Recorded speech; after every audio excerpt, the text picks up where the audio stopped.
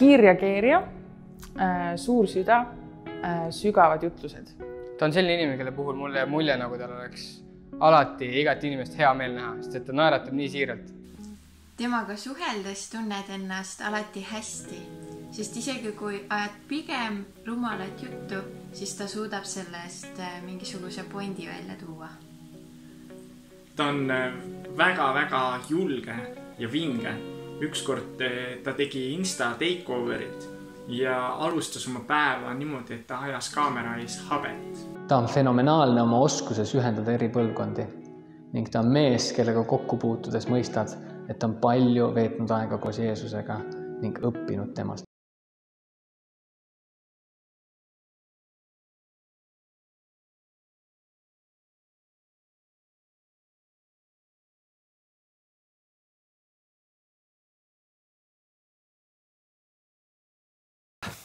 Tervist teile!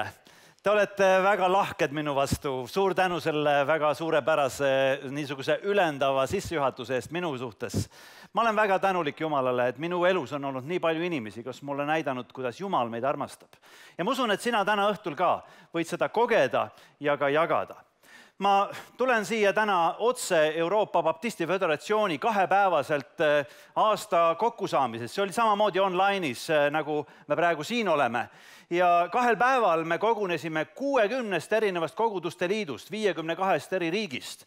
Ja teile saadab tervitusi selle Euroopa Baptisti Föderatsiooni peasekretär Toni Beck, kes on väga suur Eestimaa armastaja, ja samuti tema asetäitja Helle Liht.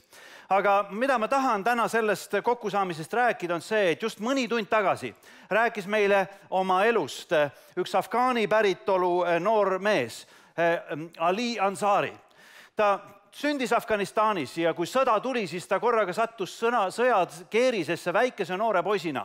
Ja 13-aastasena ta lõpetas lõpuks Afganistanis pagulaslaagris, põgenikelaagris. Ja ta oli täiesti üksi, ta vanemad ja ta pere oli kadunud ja ainukene, mis ta leidis, oli Koraan ja ta hakkas seda lugema. Ja Koraani lugedes ta avastas seda, et see Jeesus, kellest räägivad kristlased rohkem kui moslemid, ei ole tegelikult surnud, vaid ta elab ja ta on tagasi tulemas. Ja ta ütles, et selle väikese 13-aastase poisina ta hakkas korraga mõtlema, et mida see Jeesus võiks teha, kuidas ta minu ellu võiks puutuda ja kuidas ma temast rohkem võiksin teada saada. Sealt edasi liikus ta Türki ja, Iraani.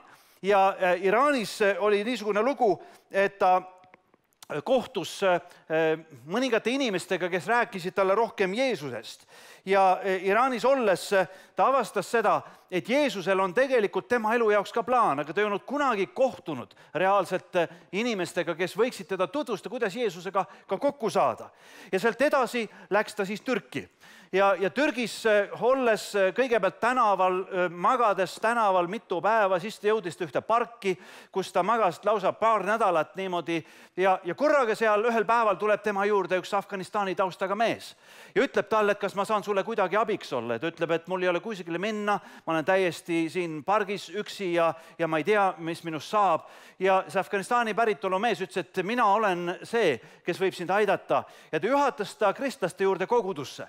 Ja seal kogudus ta ütles, et ta polnud kunagi niisugust lahkust ja sellist heatahtlikkust, sellist vastuvõtlikkust oma elus kogenud, kui see, mida ta seal nägi ja koges. Ja siis talle räägiti, et see, kes nende elu on muutnud, on Jeesus. Teda tutvustati Jeesusega ja ühel päeval ta tunnistas, et Jeesus on tema elu õnnistegija, tema elu päästja, tema elu lunastaja ja ta andis oma elu ristida ja kui ta sai ristitud, siis ta muutus selle koguduse osaks ja ta ütles, see oli minu perekond. Aga kuna ta oli pagulane, kuna ta elas kõikide teiste nende inimeste keskel, siis ta ütles, et seal juhtus see, et tema ellu sekkusid ka niisugused radikaalsed moslemid ja nad hakkasid teda muljuma ja väänama ja sundima praktiliselt minema Süüriasse, et võtta ISISe sõdalaste roll ja minna sellesse sõtta. Ta ütles, et ainukene võimalus oli see, et me otsustasime oma sõpradega, et me põgeneme sealt Türgist ära. Ja nad läksid mere äärde, leidsid ühe paadi ja tegid äri, et saada paadi peale ja liikusid Türgist Kreekasse. ja sellel teekonnal see paat läks põhja ja ta ütles, et 2 minu sõpra, nad uppusid sinna samasse merre. Aga tema palvetas Jumalat ja ootas seda, et ta võiks kaldale saada ja kui ta jõudis kaldale Kreekasse, siis ta leidis seda, et ta on jälle põgenikelaagris ja tal oli kahe iraanlasega koos oli üks uus testament, mille nad Türgist olid kaasa saanud. Ja nad lugesid kordamööda seda, et saada sellest Jeesusest rohkem teada. Ja lõpuks nad nägid seda, et see elu ei anna nagu seal midagi tulemust ja nad otsusid, et nad lähevad lihtsalt jalateele ja liiguvad Euroopa poole. Kujutage ette, see noor mees kõndis oma jalaga Kreekast Austria piirini. Ja kui ta Austria piirini jõudis, siis seal politsei ütles, et nüüd te võite olla siin turvaliselt. Need Türgi ja need ISISe võitlejad ei saa teid enam kätte, te võite siia jääda. Ja kui ta jõudis Viini, siis ta leidis seal ühe baptisti koguduse, mis on rajatud ekstra Afganistani pagulaste jaoks. Ja ta ütles, et täna ma olen seal Viinis, nende koguduse kaaslaste hulgas ja ma tean, kuhu ma kuulun, mul on oma perekond, mul on Jeesuse sõbrad ja ma olen tundnud seda, et minu elu on muudetud. Aga siis ta ütles midagi, mis puudutas mu hinge, minu südant ja ma usun, et puudutab täna sind ka. Ta ütles, kui ma vaatan täna siin Viinis ringis, ma näen, et siin on umbes 10 000 Afganistani päritolu põgenikku ja nad ei tunne, kes on Jeesus. Nende elu on jätkuvalt muutmata. Ja ta ütles, siis ma vaatan rohkem ja ma näen, et siin on Iraanist tulnud ja siin on Iraagist tulnud ja kõikjalt maailmast inimesi, kes ei tunne Jeesust. Ja nad ei tea, et Jeesusel on nende elu jaoks ka plaan. Täna oled sina PP festivalil ja see on kinnitus sellest, et Jumal on sind juhatanud sinna. Ma ei tea, kas sa oled esimest korda üldse kristlaste juures, oled sa esimest korda PP festivalil või on sulle teada ja tuntav asi, sa tahad tulla sinna igal aastal, aga sa oled täna siin sellepärast, et Jumal on sinu elu jaoks plaan. Ja Jeesus tahab sinu elu ka aidata, sinu elu tuua esile ja ühes uues plaanis ja uue väljakutsega. Ma mõni aeg tagasi sain külastada Tartu vanglat ja ristida seal ühte noort meest. Ta tuli Tartusse ja vanglasse ka ühe radikaalse moslemina. Ja ta ütles, et ma olin valmis tapma ka, kui keegi Allahit solvaks ja niimoodi. Aga ta ütles, et andke mulle minu keeles minu Koraan lugeda. Aga Tartu vanglas ei olnud tema jaoks Koraani. Ja siis öeldi, et aga Koraanis öeldakse, et evangeelium on ka võimalik lugeda. Ja siis ta võttis need evangeeliumid ja hakkas neid lugema oma emakeeles. Ja siis oli nii, et kuna ta oli radikaal, siis teda tõsteti iga nädal ühest kongist teis, et ta ei saaks teisi ka radikaliseerida. Ja ta ütles, et ma ei tea, mis see oli, aga iga nädal, kui ma läksin uude kongi, seal oli keegi, kes ütles, et Jeesus on minu elu muutnud. Ja nädala pärast läheb ta jälle teise kongi ja seal on jälle keegi, kes ütleb, Jeesus on minu elu muutnud. Ja see kordus nädalast nädalasse. Ja siis ta luges seda evangeeliumi ja järgmist ja näeb, et Jeesus on tõesti reaalne tegelane. Ta on reaalne isik, kes inimeste elu aitab, kes päästab, kes lunastab, kes aitab. Ja ta ütles, et ühel päeval ta ütles, et viige mind ka sinna kirikusse. Tartu vanglas on kirik, kuhu on võimalik minna pühapäeviti. Ja kui ta läks sinna kirikusse, kohtus teiste kristlastega laiemas hulgas, siis ta tundis, et seal on midagi, mis ühendab neid inimesi Jumalaga, mida temal ei olnud.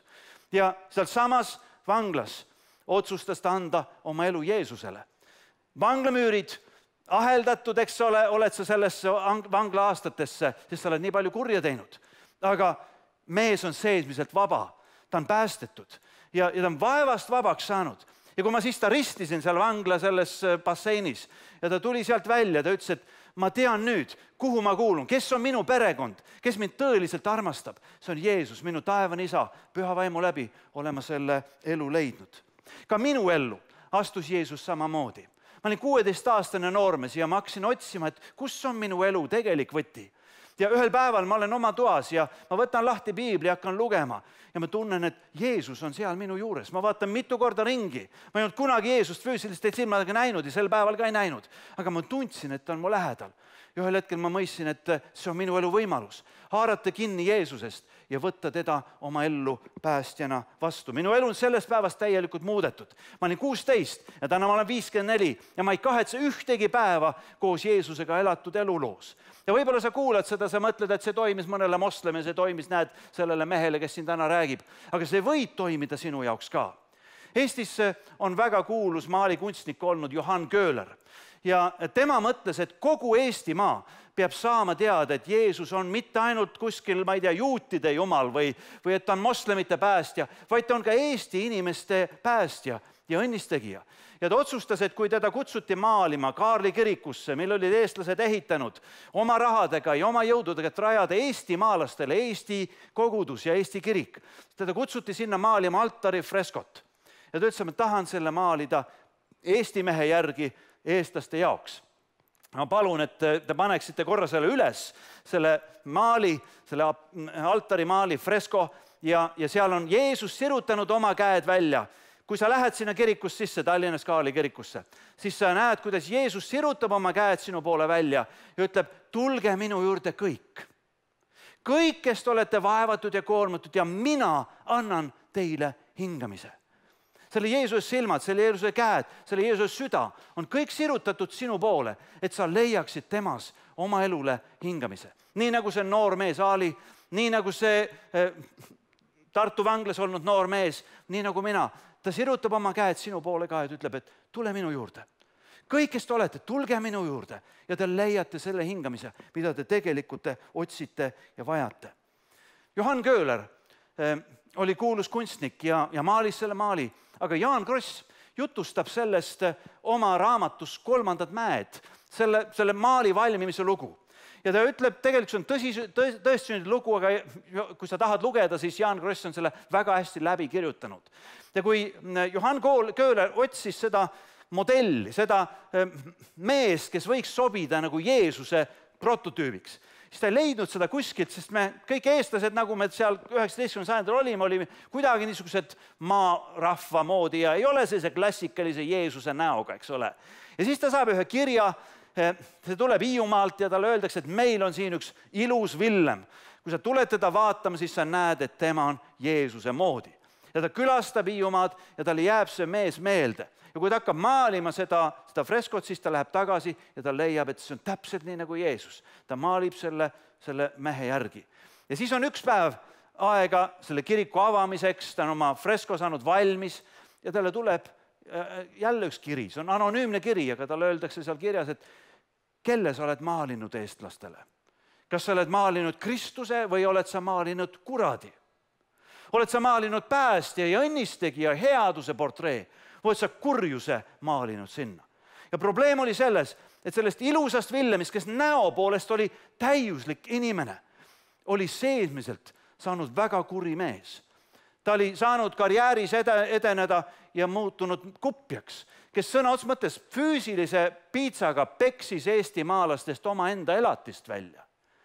Ja küll Köhler seda loeb ja mõistab, siis ta küsib, et Jumal, kelle ma olen maalinud eestimaalastele, kas Kristuse või kuradi?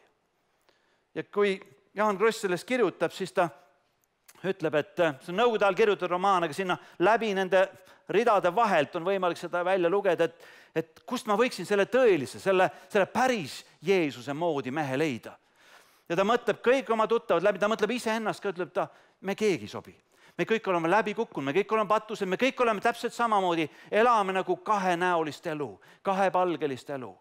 Ja lõpuks ta ütleb, et ma olen maalinud sinna Jeesuse, sest tema on ainukene, kelle elus ei ole kahepalgelisust, kes on see, keda ta väidab ennast olevast, kes mõtleb, ütleb ja teeb ja jätab ka tegemata asju, mis on terviklikult üks tõde ja õige. Ja kui sa lähed täna sinna kirikusse, siis sa näed, et see tõepoolest on Jeesus, kes sirutab sinule käed. Ta ütleb, et tulge minu juurde kõik. Ärge minge otsima neid, kes elavad kahepalgelist elu. Ärge minge sinna, kus ei leia tegelikult tõde ja tõelisust. Tulge minu juurde ja te leiate hingele rahu. Kui te olete ka vaevatud ja koormatud, siis te leiate hingamise oma hingedele. Teate, ma palvetasin väga selle PP festivali eest. Ma usun, et paljud üle Eestimaa ja võib-olla mujalgi maailmas on selle festivali eest palvetanud. Ma olen palvetanud sinu eest ka, kes sa mind täna siin kuulad. Ja ma küsisin Jumala käest ka eile õhtul veel, et Jumal, mis on see sõnum, mille ma peaksin isiklikult täna edasi ütlema nendele noortele, kes mind täna õhtul siin kuulavad. Ja Jumal kinnitas mulle korduvalt ühte sõnumit sinu jaoks. Kuula seda ja mina ei väida, et see on otse Jumalat, nii edasi, aga see on minu südames korduvalt kinnitatud mulle. Ja see sõnum on selline. Ära ela kaksikelu. Ära ela kaksikelu. Ja siis on teine lause veel. Ela ühtainust elu, üheainsa issandaga. Ja kui see mõte mind tabas, siis ma korraga mõistsin, et see kaksikelu probleem on tegelikult meie kõigi probleem. Minu probleem täpselt samamoodi ka. Ja Jeesus sirutab oma käed välja ja ütleb, et kui sa oled väsinud sellest kaksikelu elamise koormast ja vaevast, siis tule minu juurde. Ja mina annan sulle võime ja võimaluse elada ühtainust, tõelist elu, mis on elatud ühele ainsale issandale. Kui sa oled sündinud kaksikuna, siis vabandust, ära mõtle, et see on sinu jaoks. Kui sa oled kaksik, armasta oma õde, armasta oma venda. Minu isal on kaksikõde ja ma olen näinud lapsest peale, kuidas nad teenest armastavad ja hoiavad. Ja täna, mu ema on juba igavikus, nad on vanad inimesed ja nad ikka hoiavad kokku ja me pered hoiavad väga kokku. Nii et kui sul on õed, vennad, armasta neid. See ei tähenda üldse seda. Aga mida ma mõtlen selle all, mida ma tabasin selle juures on see, et teate, meil kõigil on see kiusatus, see probleem, elada nagu välja mingisugust muud nägu, mingisugust muud tegu ja seesmiselt olla keegi teine inimene. Miks mitte siis elada seda kaksikelu? Vaata, kaksikud on vahel äravahetamiseni sarnased. Ma tunnen mõnda ka ja võib-olla mõni on täna siin PP festivalilgi. Sa vaatad otsa, sa ei saa aru, kas on see või too. Ja tead, kui sa oled äravahetamiseni sarnane oma teisi poolega, selle teisikuga, selle teise näoga, siis on võimalus seda ära kasutada ka niimoodi, et vedada teisi alt. Kuidagi nagu kavaldada üle ja mängida mingisugust mängu, mida tegelikult päris tõeliselt ei tohiks teha. Meie Eestimaad on viimastel päevadel uuesti tabanud tagasi see Mati Alaväri ja Andrus Veerpalu ja Eesti suusakoondisega juhtunu. Ja ma olen seda kõike nagu kõik need paar aastat ka jälle läbi elanud, sest ma tunnen osasid nendest inimestest ja ma olen mõelnud, kui traagiline see on. Ja teate, see kaksikelu elamise, selle ametlik, eks ole, kes sa nagu väidad ennast olevat, puhas ja tore ja tubli ja edukas ja kogu Eestimaa kiidab ja ülistab. Ja teisel pool seal sees on tegelikult midagi, mis on tume, mis on peidetud, mis on varjatud, mis on tegelikult moraalselt ebaõige ja läbi kukkunud. Ja selle lõpp on traagiline. Ma ei tahaks kunagi ise jõuda, ma ei tahaks, et sina kunagi jõuaksid selle juurde. Kuulasin eile õhtul autos sõites raadiot ja seal olid poole pealt lihtsalt panin raadio lahti ja seal olid 2 nõustajat, kes rääkisid sellest, kuidas elada keskealise inimesena. No mina olen keskealine, ma jäin kohe kuulama, et mida minu kohta öeldakse. Ja teate, nad rääkisid seal ühest vanast mehest, kes oli elanud niimoodi, et oli alati õnnelik ja alati rõõmus ja oskas hästi suhteid luua ja edukas ja nii edasi ja kõik mõtlesid, et ta väidab ka, et ta ütleb, et ta on kõige õnnelikum inimene maailmas. Ja kui ta oli suremas, siis ta kutsus oma lapselapse, oma poja enda juurde. Ja ta ütles ainult temale seda, et tegelikult olen ma seisnud täiesti tühi, katki, õnnetu ja ma olen lihtsalt pannud maski ette. Ma olen teinud terve elu teatrit ja ära sina seda tee. Ja see väike poiss oli öelnud, et see murdis tema elust täielikult kõik katki. Siis ta mõistis, et see tema vanaisa, kelle ta oli uskunud, keda ta oli terve oma elu nagu vaadanud alt üles, see tegelikult ei olnud see inimene olnud. Jeesus ütleb, tulge minu juurde. Tulge minu juurde kõik, kes te olete vaevatud ja koormatud. Ma ei tea, kas sa oled vaevatud ja koormatud, kas sa tunned üldse seda, et sa oled selles, aga kui ma mõtlen selle sõnumile, ära ela kaksikelu, siis ma mõistan, et tegelikult meie kõigi probleem on see. Me tahame välja paista kuidagi keegi teine, aga Jeesus ütleb, tule minu juurde. Jeesus rääkis sellest, tulge minu juurde nagu ühes pikemas kontekstis ja ma korra tahan selle pikema loo ka nagu sulle ette tuua. See on Mattuse evangeeliumi 11. peatükis ja salmist 25 edasi ma loen mõned laused, mida Jeesus ütleb. Ta ütleb, öeldakse piiblis nii, et tol samal ajal ütles Jeesus, ma tänan sind, isa, taeva ja maa issand, et sa selle oled peitnud tarkade ja mõistlike eest. Nende eest, kes tahavad näidata, et mina tean kõike. Mul on kõik korras. Mina oskan seda maailma ratsionaalselt analüüsida ja mina tean, kuidas on vastused. See on peitunud, see Jumala tegelik tarkus on kuskil peidus selliste inimeste eest. Sa ütled, ma tean kõike. Õpi, ole avatud. Sa oled selle ilmutanud väetitele.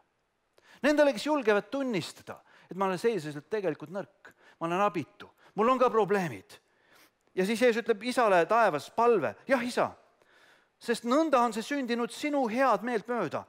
Kõik on mu isa andnud mulle ja keegi muu ei tunne poega kui vaid isa, ega ükski tunne isa kui vaid poeg ja see, kellele poeg seda iganes tahab ilmutada. Inimesed arvavad, et igaüks võib valida endale ise Jumala ja usundi ja kõik oma veendumuse ja nii edasi. Jeesus ütleb, et ei, Jumal on andnud kõik oma poja Jeesuse Kristuse kätte. Ja kellel iganes Jeesus puudutab oma ilmutusega, siis selle inimese elus avaneb võimalus näha tõelist, kogeda tõelist, tulla tema juurde ja saada vabast. Kui sa oled täna siin ja sa mõtled, et kas minu elus võiks olla see päev, Jeesus on täna sind juba puudutanud. Ta ütleb, ära ela kaksikelu. Tule, ela, võta see üks ja ainus ja tõeline, ühe ainsa issanda ja Jumalaga elatud elu vastu ja kõnni temaga. Ja siis ta ütlebki, et tulge minu juurde kõik, kes te olete vaevatud ja koormad ja mina annan teile hingamise. Kui sa oled otsinud hingamist, ma ei tea, kust kohast sa oled otsinud seda mitte lihtsalt, et värske õhk, eks ole, vaid seda tõelist, mis täidab su süda, mis täidab su elu, mis täidab su suhted, mis loob sulle õnnelikkuse ja õnnistatuse. Siis ütleb, et mina annan teile selle. Ja see ütleb, võtke enda peale minu ike, õppige minult, sest mina olen tasane ja südamelt alanud. Jeesus saab aru, millised me oleme.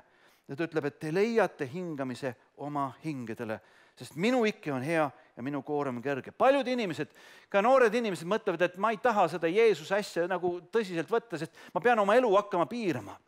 Aga Jeesus ütleb, ei, kui sa võtad mind oma ellu ja minuga koos lähed edasi, siis see ei hakka mitte piirama, vaid sa leiad hingamise, sa leiad vabanemise. Sellel koroona ajal me teame, mida tähendab hingamisprobleem. Me oleme näinud võib-olla kaadrit televiisorist või piltidelt seda, kuidas inimestel pannakse hingamisaparaadid külge, sellepärast, et nad ei saa muidu hingata. Jeesus ütleb, kui sinul on see hingeldamise probleem, sul on see hingetuse probleem, sa oled peaaegu hinge vaakumas oma elus, siis tule minu juurde, mina annan selle hingamise. Ma räägin sulle ühe loo selle hingamisega seoses. Mind kutsus üks naine ükskord telefoniga oma meest vaatama, ta ütles, et tal on raske haigus ja ta ei saa enam nagu võib-olla pikalt elada, et pastor, kas te tuleksite meest vaatama? Ma ütlesin hea meelega, millal me võiksime teha seda ja siis ta andis telefonitoru oma mehele ja see ütles, ma ei taha seda. Mu naine käib mulle peale, et pead pastoriga rääkima, aga mina ei taha seda. Ja nii oligi, et ma ei saanud minna ja läks umbes aasta aega. Ja siis helistab see naine uuesti, ütleb, et nüüd mu mees tahab seda. Aga ta ei jaksa ennastki peaaegu isegi rääkida, aga ta on soovinud, et ma tuleksin. Ja ma läksin sinna ja naine oli tööl ja me olime kahekesi seal toas ja ma näen, et seal voodil lamab üks abitu ja jõuetu, kes hingab väga raskelt. Ja teate, siis on selline olukord, et ma hakkan temaga rääkima ja ta ütleb, ma ei usu seda Jumalt, aga ma naise pärast, et naise südamerahuks ma niikuinii suren, et ma mõtlesin, no las pastor käib ka ära. Ja ma räägin temaga pikalt ja püüan kõik oma argumendid, et Jeesus on sinu päästi, jätas endale meelde ja ei midagi, see läheb nagu vastu seina. Ja kui ma hakkan minema, siis ma lihtsalt ütlen talle, et piiblis on üks lause, et võta see kaasa ja kui peab tekkima see olukord, kus sa mõtled, et ma vajan seda ühte palvet, siis mõtled see lause ja see lause on piiblis Rooma kirjas, 10. peatükk 9. salm. Kui sa oma suuga tunnistad, Jeesus on issand ja oma südames usud, et Jumal on teda surnust üles saanud, siis sind päästetakse. Ja ma lähen ära. Ja järgmine päev helistab see naine mulle, et mu abikaasa suri ja kas te tuleksite matma ja ma küsin, et kuidas see lõpp oli ja ta ütleb, et oi, tema sai ju kristlaseks. Ja ma ütlesin, et kuidas kristlaseks, et mismoodi see juhtus ja ta ütleb, et kui te ära läksite, et siis mu mees ajas ennast püsti ja läks kööki, et võtta klaasikest vett, et juua. Aga ta ei jõudnudki sinna kraanikausini, kui ta keset kööki korraga saab aru, et enam ei saa hingata. Ja on täielikult hingetu ja ta ei suuda enam mitte midagi teha. Ja siis ta seisab seal keset kööki ja ta saab aru, et siia samasse ma suren, nüüd ma varsti kukun maha ja ongi kõik. Ja ta ei saa isegi enam rääkida, ta ei saa isegi oma suuga välja öelda seda palvet, mis ma talle ütlesin, et ütle oma suuga, et Jeesus on issand ja sind päästetakse. Aga ta lihtsalt oma mõttes, oma meeles kisendab Jumala poole, ütleb, Jeesus on issand.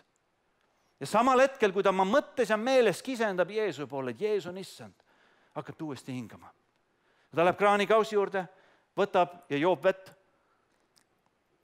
läheb tagasi voodisse, heidab pikali ja mõistab, et mind praegusel hetkel päästeti.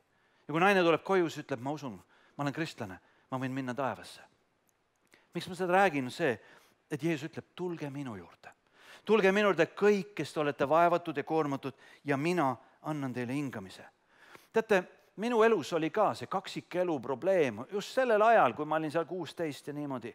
No, väliselt olin pastoripoeg ja käisin kirikus ja osalesin paljudel asjadel, aga tegelikkuses ma elasin täiesti oma ego läinud. Oli ainult see tähtis, mis mina oma saavutuste ja kõige oma eluga võiksin jõuda kuhugi. Ja siis ühel õhtul ma korraga mõistan seda, et minu elus on olnud nagu kaks sellist mina. Üks on see ametlik, see püha ja pastori poja pilt ja teine on see, kes ma tegelikult seesmiselt olen.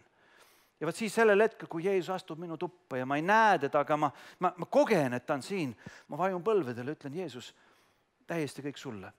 Ma ei taha enam elada seda elu. Ma tahan anda kõik sulle, ma tahan elada ainult ühte ainsat ja tervet elu. Elulugu, mis räägib sinust ja sinu päästetööst ja sinu elu õnnistegijast. Ja teate, kui ma täna vaatan tagasi kõik need aastad ja aastakümned, siis ma mõtlen, et nendel hetkedel, nendel aegadel, nendes olukordades, kus ma olen leidnud, et nüüd ma panen täiega ainult Jeesusega, oleme olnud kõige õnnelikum, oleme olnud kõige õnnistatum, oleme olnud kõige suuremaks õnnistuseks ka teistele inimestele. Seal, kus ei ole enam seda, mida mina ajan taga. Mitte, et see minu tahe ja minu soov ja minu elu ei oleks tähtis, vaid kus ma ütlen, et ma tahan ühe tervikuga, selle täiega elada Jumalat. Minu elus ei ole nagu sellel Johan Köhleri ilusa Villemi maalil seda välise ja sisemise konflikti. On see lõimitus, on see üks tervik, integrity, nagu inglise keeles öeldakse. See, et mida ma mõtlen, seda ka ma ütlen. Ja mida ma ütlen, seda ma ka teen. Ja mida ma teen, see on see valik, mida ma tahan oma eluga elada. Kõik kohutavam on lõpetada oma elu teadmisega, et sa ei ole päriselt elanud. Et sa ei ole tõeliselt elanud seda, mida sa oled tahtnud elada. Kas sa oled väsinud kaksikelust? Tahad sa muutuda? Täna on see võimalus sinu jaoks, meie kõigi jaoks olemas. Kui me ainult tuleme Jeesuse juurde, sest Jeesus sirutab oma käed välja nagu seal maalil ja ütleb, tulge minu juurde kõik, kes te olete vaevatud ja koormatud ja mina annan teile hingamise. Tead, vahel me elame nagu sellist teisejärgulist plaani oma elus välja. Nüüd ma tahan eriti rääkida sulle, kes sa oled juba kristlane ja sa käid oma elu võib-olla Jumalaga ja sa mõtled, et ma elan kuidagi ka selles ühe jalaga nagu Piibli ja Kristuse maailmas ja teise jalaga ikkagi püüan nagu käia ka seda, et meeldida iseendale ja teistele ja luua mingit oma ego maailma. Ja vaata, kui sa elad nagu sellist teisejärgulist elu, siis sa koged ka teisejärgulist Jumalat. Sest see, mida sina oma motiivi tasandil igatsed, see juhtub sinuga ka tegelikkuses. Aga tead, Jumala jaoks sa ei ole teisejärguline. Sellepärast Jeesus tulebki, murrab sisse, nii nagu nende moslemite juurde sinna pagulaslaagrisse ja vangikongi ja minu ellu, sinna tuppa, kus ma korraks saan aru, et ma olen elanud kaksikelu. Jeesus sirutab oma käed sinu poole ka, ütleb, et tulge minu juurde kõik, kes oled, kas siis, kui sa oled elanud juba aastaid Kristuse nimega, aga sa oled elanud mingit teisejärgulist elu. Sa ei ole Jumala jaoks plaan B. Ja ära arva, et Jumalal on sinu jaoks ainult plaan B, sellepärast, et sina oled täielikult talle tähtis. Kogu oma elu pani Jeesus mängu, kui ta läks ristile ja suri, sirutas oma käed välja, et lüüa naelad nendest läbi, oma südame murda sinu pärast ja öelda, isa, anna neile andeks, nad ei tea, mida nad teevad. Jeesus tahab olla sinu elu jaoks ka plaan A, nii nagu sina oled tema jaoks plaan A. PP festival. Pika sõnaga piiblipäevad. Ma olen nii vana inimene, ma mäletan esimesi piiblipäevi. Tere tulemast piiblipäevadele. Need päevad täna õhtul siin ja homme võivad olla selleks ajaks, kus piibel ja piibli tegelikkus, Jeesuse pärisus saavad sinu elus osaks sulle. Sa ei pea elama mingisuguses kaksikmaailmas või mingis tehismaailmas, mingis muinasjutumaailmas, mingis võltsmaailmas. Ära ela kaksikelu, ütleb Jeesus. Tule ja ela üht ainust elu koos ühe ainsa issanda ja elu õnnistegijaga. Võib-olla sa mõtled, et see viib nagu meeleheitele. Võib-olla sa otsid sellest meeleheitest nagu, ma ei tea, meelelahutusest midagi. teate, selles koroona ajas ka me saame aru, et see meelelahutuse ja meeleheite maailm võivad nagu korraga kokku saada. Sa tuled sealt, ma ei tea, ööklubist ära ja korraga saad aru, et sa oled saanud midagi, mida sa ei ole tahtnud. Olgu see siis see viirus, aga võib-olla lihtsalt keegi teine on kasutanud ära oma ego silmas pidades sinu elu ja kõike seda, mis sinu elus on tähtis. Ja sa korraga oled nagu läbi kukkunud ja katki. Teate, Jeesusel on sinu jaoks palju parem plaan. Sellest meelelahutusest, meeleheitest tahab tema juhatada meeleparanduseni. See tähendab, meie elus midagi muutub. Meie elus saab kõik uueks ja selles uueks saamises korraga mitte ainult meie süda, meie mõtlemine, vaid ka meie meelelaad, meie suhe, meie elu saab uueks. Ära püüa olla keegi teine. Ära püüa kanda maski, vaid tuleme issanda juurde ja võtame maskid ära, ütleme, issand, ma tahan meelt parandada, ma tahan olla täielikult sinu jaoks olemas. See on ususõna, mida me kuulutame. Kui sa oma suuga tunnistad, Jeesus on issand ja oma südames usud, et tema on surnust üles, siis sind päästetakse. Ma ei tea, kas sa oled näinud Teneti filmi juba? See on väga huvitav film muidugi iseenesest ja ma pikalt ei hakka seda ära seletama. Mine vaatame kindlasti, kui sa seda veel näinud ei ole. Aga tead, maailma päästmine leiab aset siin samas Tallinnas, Lasnamäel, minu isa kodumaja ukse ees. Ja täna öösel ma magasin just samas kodumajas, mille maja ukse ees toimus maailma päästmine seal samas Lasnamäel. Ja mõtlesin selle Teneti juhtumi peale, mõtlesin, et seal on selline ajamaailma huvitav moment nagu, et luuakse kujutus sellest, et on võimalik minna ajas tagasi ja muuta midagi oma ajas ja elus või teiste maailmas ja elus. Selleks, et tulevik võiks olla tähenduslikum ja parem ja õigem ja vähemate vigadega. Ja kui sa vaatad selle filmi ära, saad aru, et see on väga huvitav mõttemäng, aga tegelikkuses me ei saa tagasi kerida elu. Aga Jumal, kes on kogu universumi looja, kes seisab väljaspool ajamaailma, on võimeline sisenema siia ajamaailma ühe väikese poisi kaudu, kes sünnib inimlapsena. Siia inimajalukku 2000 aastat tagasi juutide keskele ja kasvab üles ja ütleb, mina olen siin. Sa otsid päästjat, sa otsid õnnistegijat, mina olen siin. Tulge minu juurde kõik, kes te olete vaevatud, mina annan teile hingamise. Ja kui ta läheb ristile ja sureb ja tõuseb surnust üles uuele elule, siis midagi muutub kosmiliselt jumalikus aja arvamises. Ja mitte ainult sinu elus ja mingi üksik viga, vaid tegelikult elu saab täielikult uue tähenduse sellepärast, et ajalugu on muudetud. Aga mitte ajalugu, vaid sinu olevik on muudetud. Ja sinu tulevik, kõik see, mis on ees, saab muudetud läbi Jeesuse lunastuse töö. Nendel päevadel me mõtleme ka Estonia hukule ja nendele kaksikteemadele, mis sellega seotuvad. On asjad, mis on varjatud ja me ei tea nendest asjad. Osad on vee alla maetud ja võib-olla tulevad avalikkuse ette kunagi. Aga teate, see Estonia huku lugu räägib ka sellest, et laeva peal olnud tähtsad inimesed, nad ei pannud tähele teatud märke. Kui visiir hakkab rappuma ja siis korraga saavad aru, et see logiseb ja torm on vastu ja mõeldakse, et me kuidagi ujume siit välja ikka selle laevagi ja siis see visiir kukub ära. Ja siis läheb aina hullemaks kogu see olukord, kuni laev vajub kreeni. Ja enam ei ole nagu midagi teha, sest see laev vajub, sest vesi täitub. Ja lõpuks on ta viltu ja lõpuks ta läheb põhja ja viib kaasa sadu inimesi. Eks ma sellest räägin, on see, et vaadake vahel, kui me ei pane tähele oma neid väikeseid pragusid ja selle nagu asjade murdumist ja katki minekut, siis asi võib lõppeda sellega, et me elu läheb totaalselt kreeni ja vajub põhja lõpuks ja me võime kaasa teisi inimesi ka koos sellega. Ja tead, selle samas Estonia laeval oli üks mees, tema nimi on Ülo Kikas, koos oma naisega ja korraga, kui see vesi hakkab tulema ja laev vajuma, siis nemad pääsevad välja sealt sinna külma, musta, pimedasse lainete maailma. Ja nad palvetavad, nad ei ole kunagi varem palvetanud. Nad palvetavad, Jumal, kui sa oled olemas, sina võid meid päästa. Ja nad jõuavad kaldale Rootsi.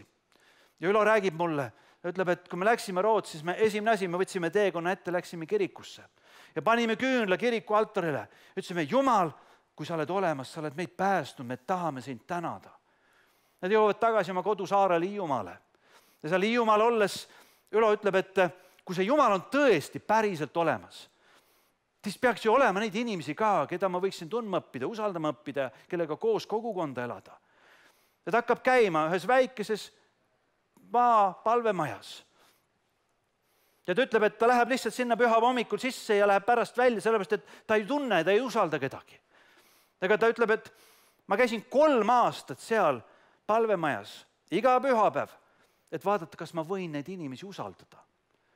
Ja seal palvemajas on pastoriks üks vana mees, kes alles sellel aastal, nüüd mõni kuu tagasi, astus igavikku. Kaljo Järva oli ta aastakümned olnud pastor. Lihtne, rahuliku olemisega Hiiumaa koguduse karjane. Aga tema elus on see terviklikkus. Ta ei ela kaksikelu. Ta on seesama, keda ta väidab ennast oled, lihtne maapastor. Ja Ülo ütleb, et tema on haritud mees, tema on kõrgelt kohal ametis. Ja Ülo ütleb, et kui ma vaatan teda iga pühapäev 3 aastat, siis ma saan aru, et kui Kaljo väidab, et Jumal on reaalne, Jeesus on tema elu muutnud ja selline elu on võimalik, siis mina tahan oma elu sellele Jeesusele pühendada. Ja ta annab oma elu issandale ja ta saab ristitud ja tuleb kogudusse. Ja täna, kui Kaljo on igavikku astunud, jätkab Ülo koguduse karjane selles koguduses, kus Kaljo aastakümneid teenis. Ka sinu elus on võimalus alustada uued kohad, mitte elada nagu kaksikelu, võtta vastu täiega see pääste, mille Jumal pakub füüsilises elus, vaimulikus elus, sotsiaalses elus, elad ühte terviklikku elu, ühtainust elu, üheainsa issanda Jumalaga. Ma lõpetan selle sama looga, võib-olla saab isegi panna uuesti korra välja selle pildi, kus Jeesus seisab seal Kaarli kiriku absiisi freskol ja sirutab oma käed välja ja ütleb, tulge minu juurde kõik, kes te olete vaevalt koormanud, mina annan teile hingamise. Kui see ilus Villem oli vana mees juba, siis ta ütles, et ma tahaksin ka ikkagi lõpuks ära näha selle pildi, mis minust maaliti, millest kogu Eestimaa räägib, aga ma pole seda näinud. Ma olen kunagi sealt Hiiumaalt tulnud Tallinnasse Kaarli kirikusse minna. Ühel päeval ta tuleb siia Tallinnasse ja keskpäevasel ajal, siis kui kirik on inimtühi, läheb ta vaikselt sealt Kaarli kiriku uksest sisse ja läheb, seisab selle Kristuse ette. Ta on oma elu ära elanud, ta on elanud katkist elu, ta on elanud kaksipidi elu. Ta on olnud see kaksikelu, selle kahepalgelise elu kuju. Aga korraga ta seisab seal Kristuse ees ja ta saab aru, et tema elus on ka ainult üks lootus ja tõhkab ühe lause, mis on kuuldud ära ja on kirja pandud ajalukku.